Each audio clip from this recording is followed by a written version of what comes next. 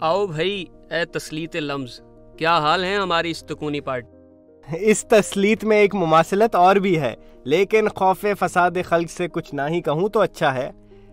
کہیے کس لہر میں ہیں، کیا پڑھ رہے ہیں؟ یار بنیاد میں ایک مضمون ہے منٹو کے افسانے دھواں پر، وہ پڑھ رہا ہوں اور سر دھن رہا ہوں۔ ارے واہ سر، کچھ ہمیں بھی بتائیں کیا لکھا ہے؟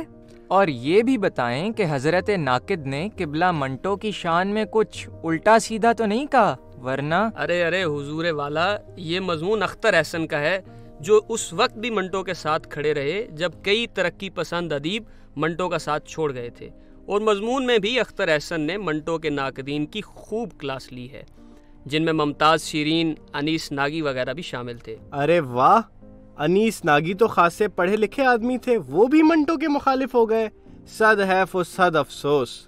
دراصل مخالفت تو اس درجہ نہ تھی، بس یہ کہ انیس ناگی نے منٹو کی تحریروں پہ بیرونی برآمدی نظریات کے استعمال کا الزام لگایا، لیکن اس میں دلچسپ پیراڈاکس جو پیدا ہوا وہ یہ کہ منٹو کے ادب پر غیر مقامی نظریات کی چھاپ ثابت کرنے کے لیے انیس ناگی نے بھی غیر مقامی نظریات اور مصنفین کا سہارا لیا۔ یہ آج کل آپ کو ہر طرف پیراڈاکس ہی کیوں نظر آ رہے ہیں؟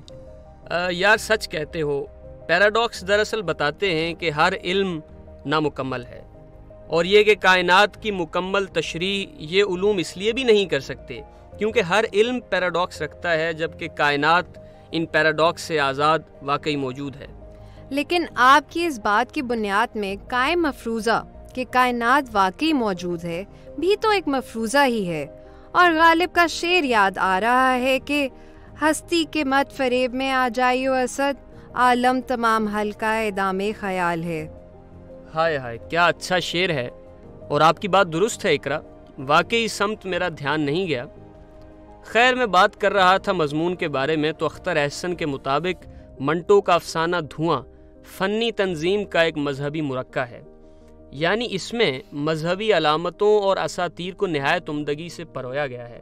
اختر احسن کے مطابق منٹو ایک نہایت محتاط افسانہ نگار تھا، کیونکہ اس نے مسعود کے تجربے کو بیان کرتے ہوئے کہیں پہ کوئی ایسا لفظ بھی نہیں لایا جو مسعود کی شہوانی خواہش سے متعلق ہو، اور یہ واقعہ حبوط آدم سے جبلت آدم تک کے سفر سے مماثلت رکھتا ہے۔ اور ارے رکیے بھائی، یہ حبوط آدم سے جبلت آدم تک کا سفر کیا ہے؟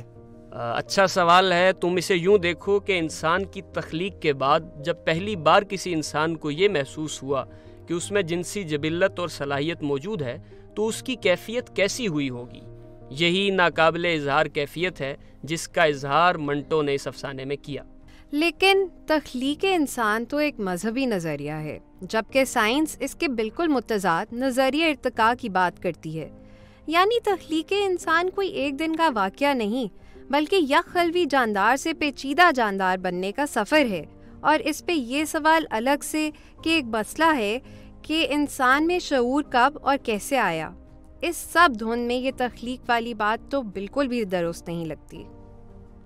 یہ مضمون چونکہ درست اور نادرست کی بات نہیں کرتا، بلکہ یہ تو منٹو کی افسانہ نگاری میں مہارت اور اس کے مذہبی شعور کی پختگی کی بات کرتا ہے۔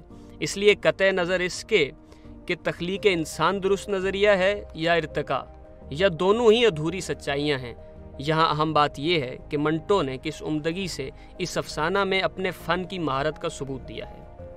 لیکن دھواں میں مسعود کی جنسی بیداری کا سبب ایک طرح سے اس کے سماج، جس میں اس کی بہن، اس کے والد اور کسائی کی دکان پر پڑا گوشت وغیرہ قرار پاتے ہیں۔ کیا اس سے یہ نہیں لگتا کہ منٹو یہاں سماج کو غلط قرار دے رہے ہیں، جبکہ یہ تو سب جانتے ہیں کہ جنسی بیداری ایک فطری عمل ہے؟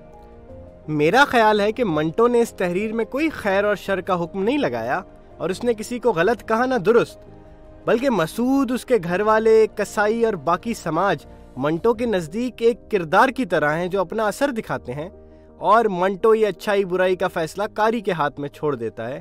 یوں بھی اچھائی برائی کا حکم لگانا افسانہ نگار کو کہاں زیب دیتا ہے؟ بالکل درست کہا۔ چلو اب آپ لوگ بھی اس مضمون کو پڑھ کے آؤ تو اس کے مزید نکات پہ بات کرتے ہیں۔ خدا حافظ تکونی پارٹی، میری کلاس کا وقت ہو رہا ہے۔ خدا حافظ۔ شب بخیر۔